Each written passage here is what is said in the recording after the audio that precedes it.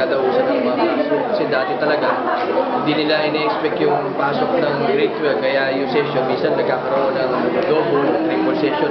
Merong mga panggabi na makakabot. Kaya sa nagplano ang city government sa pamamagitan ng dating Mayor Maribel, nagtayo siya ng building na dito na halos 100 plus na classroom at facility niya kompleto sa needs ng senior.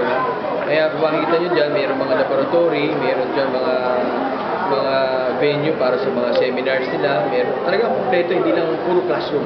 Talagang sinet ng city para yung mga bata hindi na pupunta sa iba pang lugar, ibang venue para idaos lang yung halimbawa, kailangan lang nila na mag-training sa hotel and management o kailangan magturo ng welding.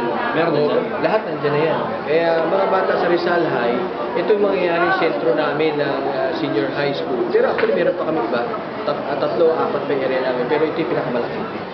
Ito yung sasabi ng work immersion yung work immersion kasi gagawin mo yun ng isang senior high sa isang private. Kung ikaw ay halimbawa gusto mo maging hotel management ka, ang trucks na kinuha mo, siyempre dapat kasi may related doon sa hotel management, mag-hotel ka. Yung nakaraang linggo, nagkaroon kami ng business forum, doon na open namin sa mga businesses dito na at least 80 hours makapag-training sa kanilang facility. Kumusta po ang response? Ay, napakaganda na response. Sila mismo ay mga principal namin ito, close to 12 o 13 na high school principals. Nakita naman nila yung reception ng mga private companies. Maging ito yung construction, maging ito ay hotel, maging ito yung restaurant, openly nag-offer sila na accept sila ng ilang mga bata for 80 hours na immersion sa kanilang establishment. Yun kasi ang requirement ng K-12 na bago ka makagraduate ng grade 12, dapat 80 hours kang may immersion. Pero are they also open na tumanggap kung sakali after ng mga grade 12? Siguro, hindi naman natin pwedeng impose yun, no? Pero sabi naman nila, nagbabase naman sila sa quality ng mga bata. Kaya sabi nila, mas maganda pa lang. Dati kasi ang immersion nangyayari, OJT, di ba?